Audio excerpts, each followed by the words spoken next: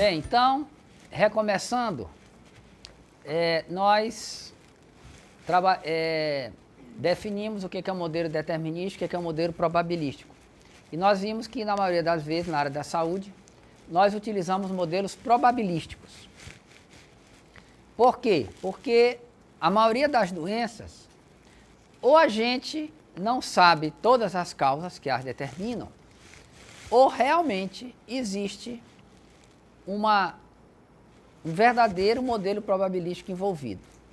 Então, se a gente pensar, por exemplo, obesidade, nós podemos ver que a maioria dos eventos de saúde, ele tem múltiplas causas. Então, por exemplo, em relação à causa da obesidade, é um pequeno diagrama aqui incluído no nosso slide, nós temos, por exemplo, comer mais calorias do que o corpo precisa, a gravidez, a mulher tem uma dificuldade de perder peso depois que tem uma criança, a questão do ambiente, a questão emocional ou psicológica, algumas condições médicas que levam à obesidade, falta de sono, genética, algumas medicações e falta de exercício, né? Então vejam que é uma multiplicidade de causas e que, mesmo que a gente tivesse uma definição completa de todas essas causas, dificilmente a gente conseguiria encaixar isso em um modelo considerado determinístico. Bem, o que a epidemiologia tem feito ao longo dos anos na tentativa de elucidação de causas? Eu coloquei aqui nesse diagrama um exemplo da busca de causalidade, e uma das primeiras coisas que os cientistas perceberam é que para a gente investigar a causa, nós temos que ter um grupo controle. Então aqui é um diagrama de um estudo experimental, onde nós vamos iniciar com uma população, a partir da população nós vamos selecionar uma amostra para estudo, e sempre a gente vai formar dois grupos. No caso do estudo experimental, esses grupos são formados por randomização, ou seja, a gente vai fazer um sorteio, e aí a partir desse sorteio você vai determinar quem é que vai ser exposto à intervenção, portanto vai compor o grupo experimental, e quem é que não vai ser exposto à intervenção e que, portanto, vai compor o grupo controle. Nós vamos acompanhar esses grupos ao longo do tempo e observar se o efeito ocorreu ou não ocorreu, né?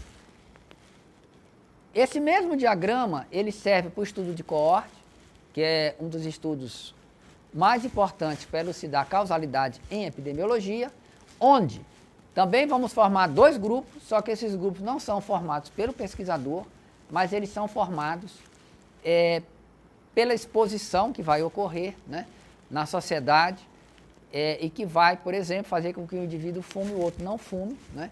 Isso às vezes está relacionado com questões de livre escolha, outras vezes está relacionado com determinantes sociais, né? De formas que o pesquisador já encontra indivíduos que estão expostos e indivíduos que não estão expostos, e o papel dele vai ser apenas observar esses grupos ao longo do tempo para ver quem vai ou não desenvolver o efeito. Em seguida, o epidemiologista vai lançar a mão da quantificação desses coeficientes. Então, o que o epidemiologista normalmente faz é calcular uma razão entre dois coeficientes de incidência, quando a gente busca elucidar a causalidade, né? Que é exatamente a divisão entre o coeficiente de incidência entre expostos pelo coeficiente de incidência entre não expostos, e aí nós vamos calcular uma medida chamada de risco relativo. O que essa medida vai nos dizer? Não é? Que se o risco de ocorrência da doença for maior entre expostos do que entre não expostos, a gente vai obter um risco relativo maior do que 1. Né? E aí nós vamos concluir, por exemplo, que a exposição ela é um fator de risco para a doença. Se o numerador, que é o coeficiente de incidência entre expostos, for exatamente igual ao denominador, que é o coeficiente de incidência entre não expostos, a gente vai dizer que a exposição ela não está associada à doença. Isso vai ocorrer quando o risco relativo for igual a 1. E existe uma outra possibilidade também, quando o coeficiente de incidência entre expostos for menor do que o coeficiente de incidência entre não expostos. Nesse caso, o risco relativo vai ser menor do que 1 e nós vamos então estar diante de um fator de proteção, né? Obviamente, por conta do acaso, a gente não vai poder interpretar somente a estimativa pontual do risco relativo. Nós vamos ter que construir um intervalo de confiança, né? E aí, se o intervalo inclui a unidade, a gente vai dizer que não tem associação. Se o intervalo de confiança do risco não inclui a unidade, a gente vai dizer então que existe uma associação entre a exposição e uma doença. Então, normalmente o epidemiologista, naqueles passos de elucidação de causalidade, ele vai partir de uma pergunta, ele vai montar um estudo, né, que pode ser um estudo experimental, pode ser um estudo de coorte, pode ser um estudo caso-controle. A partir disso, nós vamos obter um risco relativo ou, né, um odds ratio, que eu não vou detalhar aqui, né? E aí, a partir disso, a gente vai então fazer uma interpretação. A grande dificuldade é que o risco relativo, ele é o reflexo de uma correlação entre eventos. Então, a gente pode ter um risco relativo maior do que 1, e isso não significar necessariamente que A é causa de B, né? Ou que a exposição seja a causa da doença. Então, nós sabemos perfeitamente, né, dos estudos de estatística, que correlação não é causa. Obviamente, não há causa sem correlação, mas nem toda correlação ela é causal, né? Uma das explicações para a gente não poder derivar, né, automaticamente causa a partir de uma correlação é a presença do fenômeno do confundimento, né, que nós vamos detalhar daqui a pouco, né, e comentar um pouquinho sobre isso. Na epidemiologia clássica, a gente costuma ensinar para os nossos alunos que existem 3 critérios para a gente identificar o chamado fator de confusão. Então, ele deve ser um fator de risco para a doença, ele também deve estar associado com a exposição e ele não deve ser um mediador entre a exposição e a doença. Então, por exemplo, vamos imaginar que nós queiramos investigar se a cafeína, ela seria um fator de risco para infarto, né? Em outras palavras, nós estamos interessados em saber se a cafeína, ela pode ser considerada mais uma das causas contribuintes do infarto, né? Estamos aqui trabalhando com modelo probabilístico, né? Assumindo que se a cafeína tiver algum papel na causalidade do infarto, a gente vai assumir que não é todo mundo que tome cafeína que vá ter infarto, né? E também a gente não vai assumir que a cafeína ela é causa suficiente para a ocorrência do infarto. Nós estamos trabalhando aqui com o modelo de causas contribuintes. Ou seja, a cafeína seria mais um fator, né, que, se presente, aumentaria a probabilidade de ocorrência do infarto. Então, vejam só, para a gente estudar essa associação, né, e a partir daí pensar em derivar se isso possa ser uma associação causal, nós teríamos que pensar se não existe aí associado também um fenômeno de confundimento. E a primeira coisa que a gente vai pensar, né, para poder atribuir causalidade entre o consumo de café e a ocorrência de infarto, é o hábito de fumar, né? Então, será que...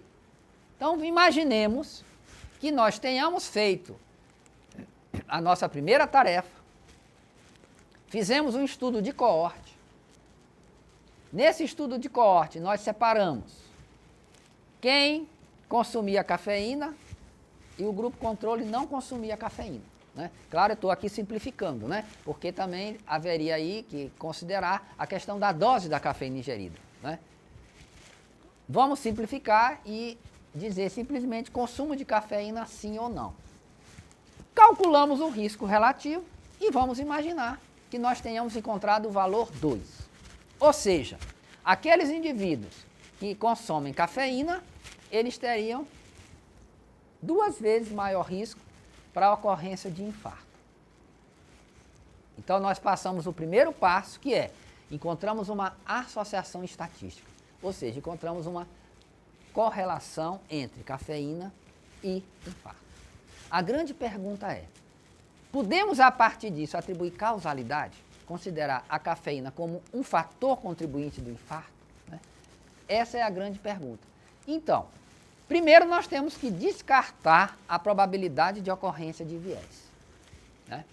Não vou comentar aqui sobre viés de aferição nem sobre viés de seleção. Né? Então vamos discutir a probabilidade aqui, né? A possibilidade de ocorrência de viés de confundimento.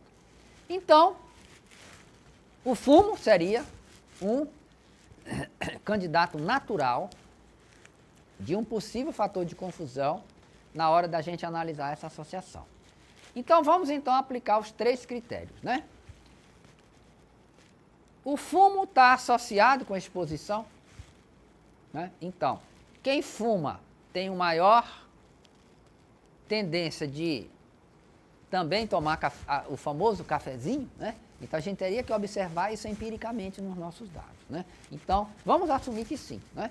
Eu estou representando aqui nesse diagrama simplificado a associação como uma seta de duplo sentido, né? Uma linha com uma seta para os 2 sentidos, indicando aqui a ocorrência de uma associação entre cafeína e fumo. Ou seja, eu não estou aqui assumindo causalidade, eu não estou dizendo que o fumo é que faz com que o indivíduo beba cafeína, nem que é o fato dele beber cafeína que faz com que ele fume.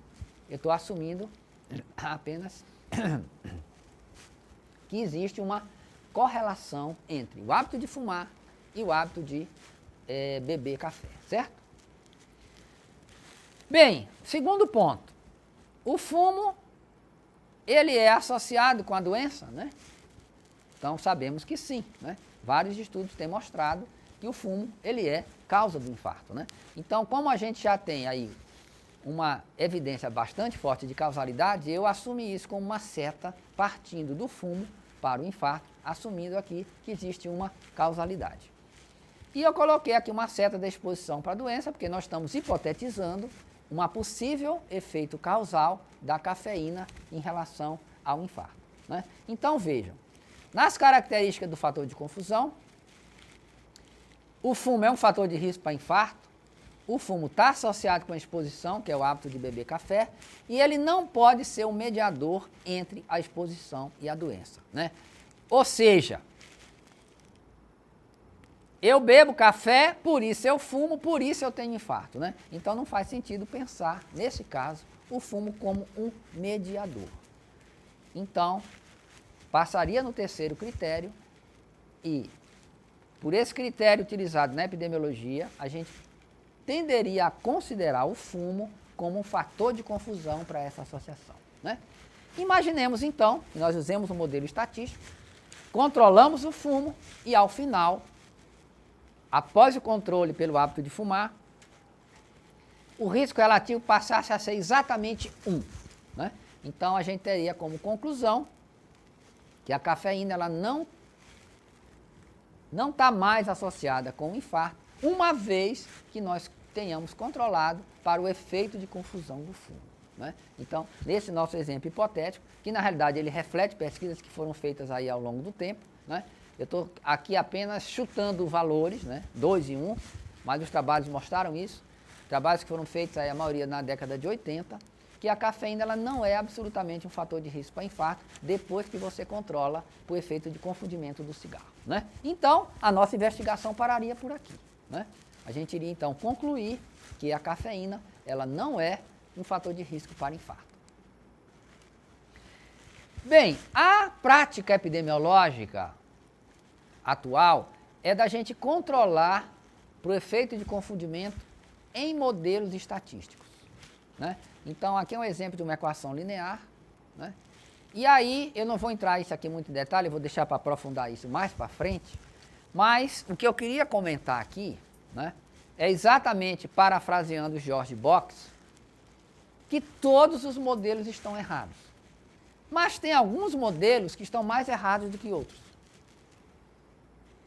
Então, por exemplo, quando nós usamos qualquer modelo estatístico, nós temos vários pressupostos nesses modelos. E muitas das vezes, né, a gente faz vista grossa para esses pressupostos. Um importante pressuposto, por exemplo, quando a gente vai usar qualquer modelo estatístico, é que a nossa variável explanatória, ela não pode estar correlacionada com o nosso erro, que eu estou representando aqui como E de I. Se a variável explanatória estiver correlacionada com o nosso erro, né, isso indica a possível presença de confundimento, o que sempre sabota uma interpretação causal. Um outro problema no uso dos nossos modelos estatísticos é que nós assumimos vários pressupostos simplificados que muitas das vezes eles são irrealistas. Um exemplo, por exemplo, é que a gente vai assumir que as variáveis são medidas sem erro. E a gente sabe que nem sempre a gente pode assumir que as variáveis são medidas sem erro. Bem, se o erro é pequeno, o erro de mensuração é pequeno, a gente até poderia utilizar os modelos. Se o erro de mensuração é grande, aí já fica complicado a gente utilizar esses modelos. Mas é muito comum a gente ver trabalhos onde há pouca preocupação com a questão da validação, né, exatamente em termos de aferição das variáveis que nós colocamos nos modelos estatísticos. Então, tudo isso vai complicando e tornando os nossos modelos cada vez, né, menos úteis. A outra coisa importante é que muitas vezes nós usamos modelos lineares quando as relações entre os eventos não são lineares. Por que nós fazemos isso? Nós fazemos por simplificação, assumindo que a realidade é linear. E nem sempre a realidade é linear, né? Então, para dar conta disso, a gente teria, por exemplo, que trabalhar com modelos chamados polinomiais, onde você vai colocar a possibilidade de ocorrência de relações curvilineares, né, por exemplo. E isso raramente é feito, né, nas pesquisas mais comuns que a gente vê. Um outro fenômeno muito frequente na realidade é a interação entre variáveis. E a maioria dos trabalhos que a gente vê não se realiza teste para interação. Por quê? Bem, é mais complicado, o modelo fica mais difícil de interpretar. Por isso, né, é que muitas vezes a gente simplifica o nosso modelo e às vezes a realidade ela não é simplificável a esse ponto. Poderíamos então apontar os 3 problemas principais que a gente tem quando a gente utiliza modelo estatístico, isso vale para qualquer modelo estatístico, que é a correlação da variável explanatória com o erro, a não incorporação de possíveis não linearidades, né, nas associações entre eventos e a não realização de testes para interação, né? Então isso aí realmente faz os nossos modelos serem menos úteis do que poderiam ser. Muito bem, imaginemos agora que nós fizemos o nosso modelo e mesmo após controle para confundimento, assumindo que o erro de aferição das variáveis é pequeno e também assumindo que a probabilidade de ocorrência de viés de seleção é pequena, ou seja, a gente passou aquele passo 2, né? Fizemos um escrutínio para viés do nosso modelo. Agora, se a gente, entre aspas, né, acha que o acaso é pouco provável de estar explicando aquela associação, acha também pouco provável que um viés possa estar explicando essa associação, a gente então vai partir para a utilização dos critérios de Hill para a gente avaliar causalidade, né? E aí, para quem lembra das aulas de epidemiologia, o Hill propôs 7 critérios, né, dos quais 5 são chamados critérios maiores. É esse que eu estou trazendo aqui rapidamente, só para a gente recordar, porque isso faz parte, né, da disciplina de epidemiologia básica. Para a gente dizer que A é causa de B, a causa tem que vir antes do efeito, obviamente. Então tem que ter uma relação de temporalidade. Um outro critério para a gente pensar que a associação possa ser uma causa é a força da associação, né? No caso da epidemiologia, a gente tem uma linguagem comum, a gente tem um risco relativo.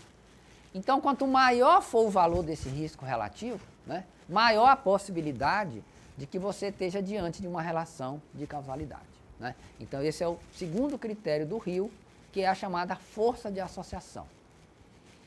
Terceiro critério é o efeito dose e resposta. Então, por exemplo, se eu fumo pouco, isso aumenta meu risco de ter câncer de pulmão. Se eu fumo muito, isso aumenta muito mais o meu risco de ter câncer de pulmão. Ou seja, quanto mais cigarros eu fumo, eu vou tendo um aumento na probabilidade de ocorrência de câncer de pulmão. Isso a gente denomina efeito dose e resposta, né? E a causalidade, né, segundo o Rio, ela necessita, quer dizer, em tendo efeito dose e resposta, a gente tem uma maior probabilidade de que nós estejamos diante de uma causa. Temos o critério da consistência, né? O que é isso? Vários tipos de estudo, vários estudos feitos em lugares diferentes do mundo encontram mais ou menos o mesmo resultado. Então, isso é um critério que vai agregando evidência em cima de causalidade.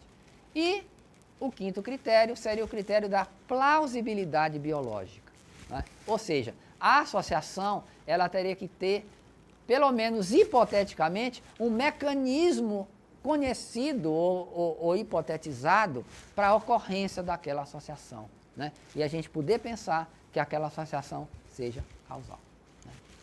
Lembrando que, historicamente, o Rio construiu esses critérios a partir do estudo que ele desenvolveu junto com Richard Doll, em relação exatamente na elucidação da causalidade entre hábito de fumar cigarros e ocorrência de câncer de pulmão, né? Então ele construiu isso a partir dos estudos empíricos que ele desenvolveu naquele momento.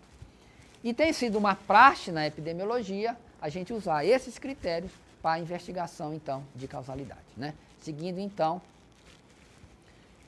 o que eu estou chamando aqui de consenso que se construiu na epidemiologia, né? Então, primeiro, identificar uma associação estatística sem viés, seria o critério número 1, né?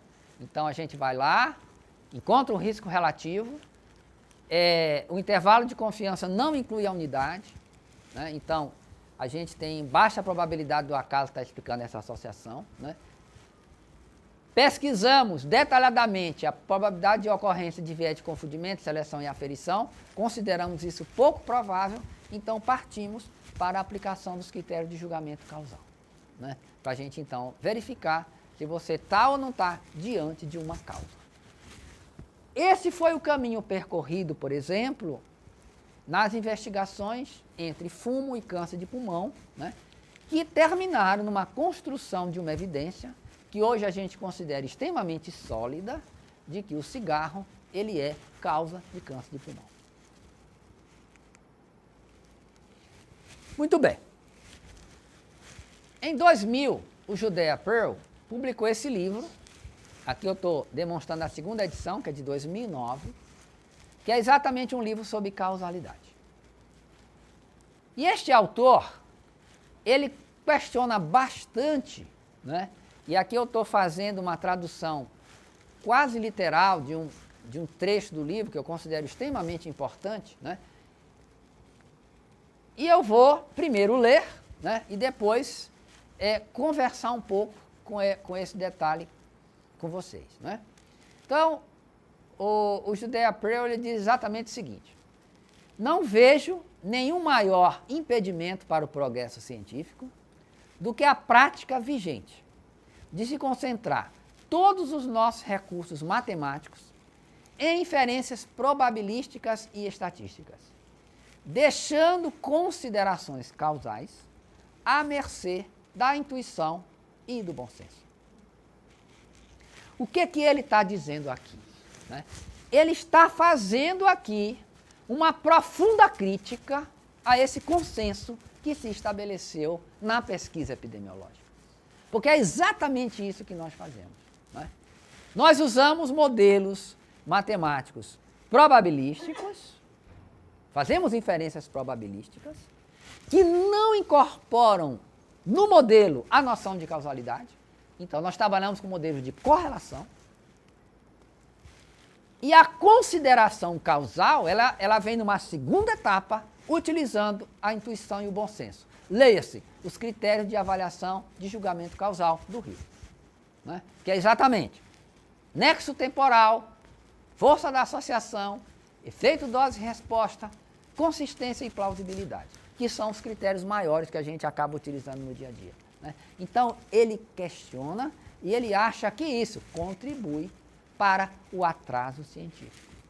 E, na realidade, a gente pode ver que a epidemiologia ela entrou meio que numa encruzilhada.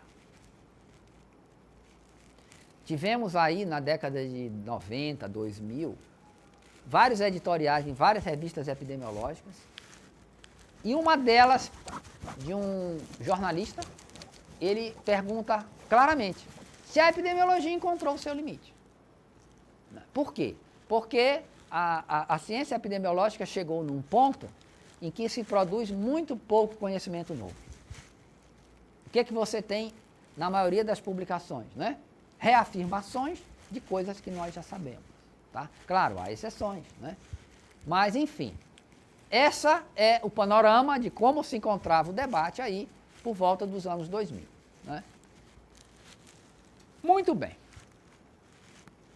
Agora vamos conversar um pouco sobre alguma das ideias, né, que o Judea Pearl começou a colocar nos seus livros. E que foram pouco a pouco, então, penetrando, né, na sociologia, na economia, na epidemiologia. Vamos começar com um exemplo extremamente simples, né, que vocês vão dizer se o professor está ficando doido ou idiota. E como vocês terão toda a razão, né, em me fazer essa denominação em relação à minha pessoa. Porque a pergunta que eu vou fazer para vocês é essa aí, ó. Venda de sorvete causa crime? Então, vamos contar a história, né? O que acontece? Na Europa, existe uma correlação muito grande. Isso a gente pode usar como modelo preditivo. Toda vez, né? Vou até provocar vocês. Sempre e quase invariavelmente que aumenta a venda de sorvete, aumenta o crime. Então eu posso fazer essa pergunta. Será que a venda de sorvete está causando aumento de crime? Né? Bem, se a gente usar o nosso raciocínio, né, a gente vai achar essa hipótese completamente absurda. Como é que venda de sorvete pode causar crime? Bem, mas existe uma correlação forte entre esses dois eventos. Entretanto, como nós conhecemos a história por trás dos dados, que é o que nós vamos já demonstrar aqui, a gente quase que rapidamente descarta essa pergunta mínima, não precisamos nem testar, né? Isso no modelo probabilístico. A gente já descarta de cara. Isso aqui não é causal. Estou trazendo aqui um gráfico acíclico direcionado, onde nós vamos codificar o nosso conhecimento existente sobre isso. É uma pergunta muito simples. E aqui, o que é que eu estou colocando aqui? Ó, né? Num DAG, cada seta, ela representa uma relação causal. Nós não representamos uma simples correlação em um DAG. Então, toda vez que nós colocamos uma seta, e ela tem sempre uma direção, daí o nome direcionado. Então, essa seta significa que altas temperaturas provocam o aumento da criminalidade. Então, eu estou codificando o conhecimento que eu sei sobre isso aqui graficamente. Também eu estou dizendo que altas temperaturas, elas provocam aumento da venda de sorvete. Ok? E aqui eu estou colocando a minha hipótese. Será que a venda de sorvete causa crime? Né? Bem, esse diagrama representa o quê, né? No nosso conhecimento epidemiológico? Como é que a gente poderia chamar este fenômeno aí que está representado no DAC? Viés de confundimento. Não é isso? Então, se a gente for aplicar aqueles critérios que nós aprendemos há pouco, que eu relembrei para vocês no diagrama anterior, né? Você tem aqui uma situação em que o fator de confusão ele está associado com a exposição, alta temperatura aumenta a venda de sorvete, alta temperatura aumenta o crime, portanto, exposição também está associado com o desfecho, e não é o mediador. Ou seja, não é a venda de sorvete que faz aumentar a temperatura e daí aumenta o crime, né? Não teria plausibilidade disso ser o mediador. Moral da história. O que nós estamos empregando aqui, inicialmente? Nós estamos partindo do nosso conhecimento teórico para, esse nosso conhecimento teórico, nós estamos representando ele na forma de um diagrama. Certo? E a partir daí a gente vai continuando.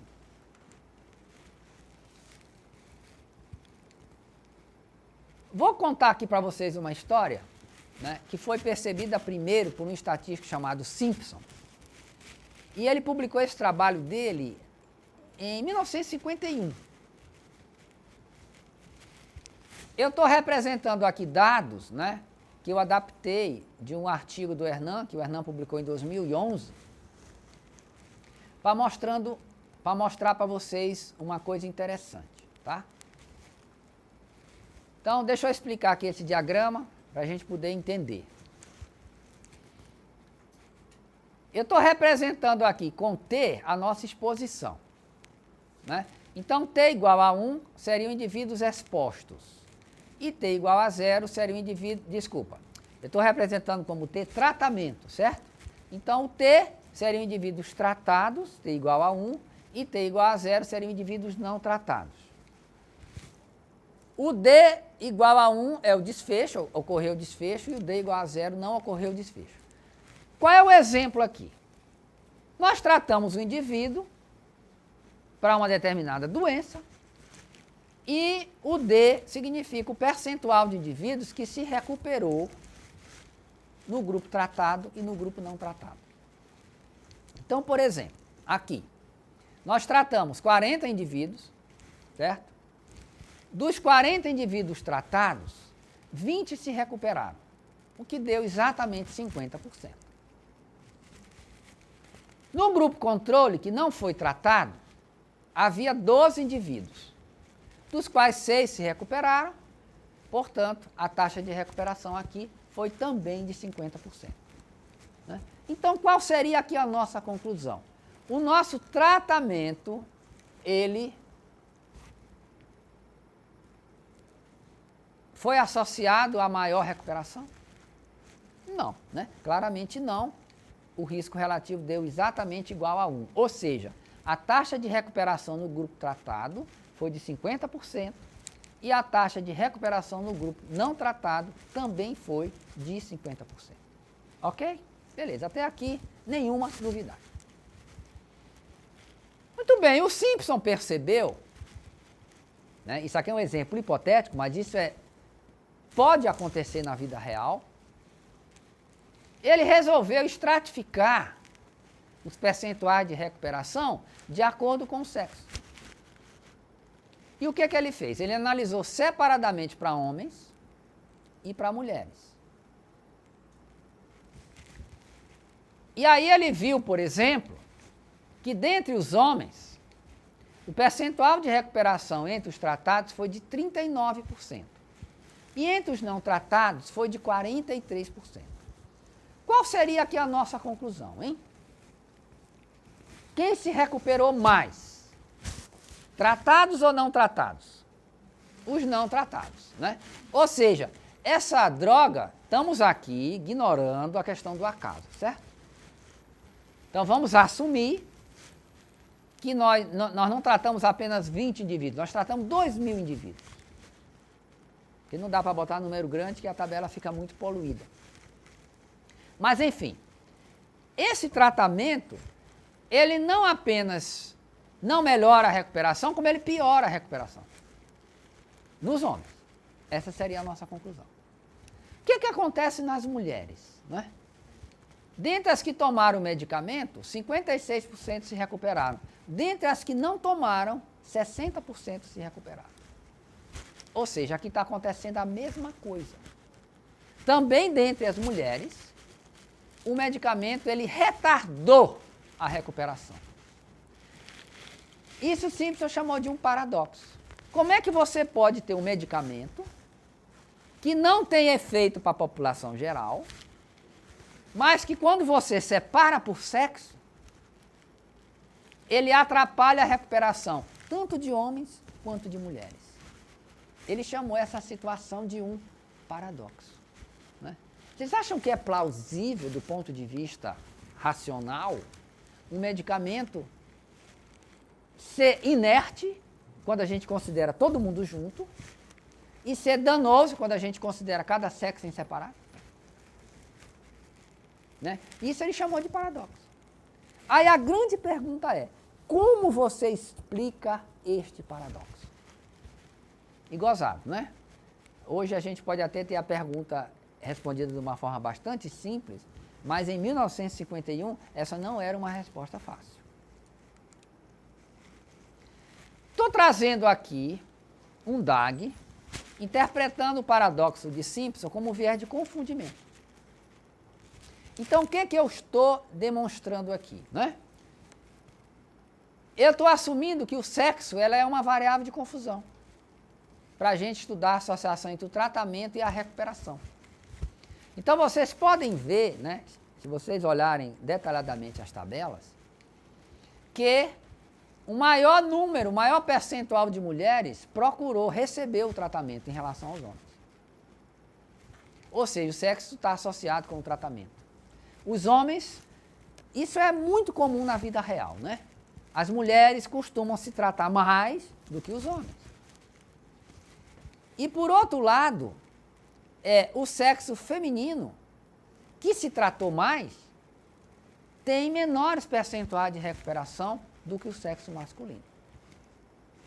Isso aqui explica, né, essas distorções que você encontra em relação ao sexo, a ocorrência desse paradoxo. Né?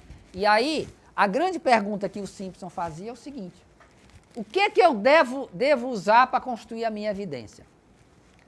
A tabela estratificada por sexo ou essa tabela onde eu mostro a associação marginal, né? Ou seja, incluindo todo mundo?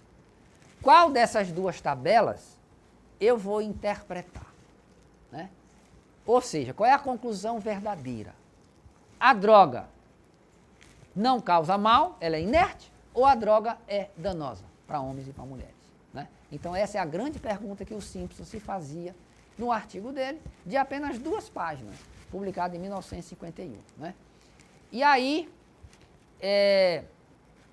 qual é a conclusão que a gente vai tirar aqui da nossa primeira aula? Né? Então, a resolução do paradoxo de Simpson, então, vai passar por quê? Grande conclusão desse paradoxo é de que os dados, eles comunicam apenas associações. Ou seja, os dados não têm lá dentro deles nada sobre causa. Para a gente decifrar a causalidade, é necessário a gente conhecer a história por trás dos dados. Ou seja, os mecanismos que geraram os dados. Aqui no nosso curso, nós vamos procurar fazer isso, né, de uma forma intuitiva, fácil, que é exatamente a partir da geração de gráficos, né, que a gente vai batizar de DAGs, que são os gráficos acíclicos direcionados. Então, no momento em que você codifica o teu conhecimento atual, né, na forma de um gráfico, vai ficar mais evidente como que você vai entender essa situação aparentemente paradoxal. E a grande pergunta é, como é que você vai decifrar os mecanismos que geram os dados observados, né? A resposta é teoria. Então, para a gente concluir a aula de hoje, eu vou deixar uma pergunta para vocês, certo? Vocês vão olhar o paradoxo de Simpson, olhar essas tabelas, olhar esse DAG, e eu queria saber qual a resposta de vocês. O que é correto? A gente interpretar essa tabela, onde a gente não estratifica por sexo, ou essas tabelas aqui, estratificadas por sexo. Então, baseado no conhecimento que vocês têm, qual seria a resposta que vocês dariam ao paradoxo de Simpson? Ou seja, o que eu estou querendo que vocês façam? Que vocês utilizem o conhecimento teórico que vocês têm para tentar interpretar esse fenômeno, entender esse fenômeno e construir uma resposta. Tá? É mais ou menos esse tipo de raciocínio que nós vamos usar ao longo do nosso curso.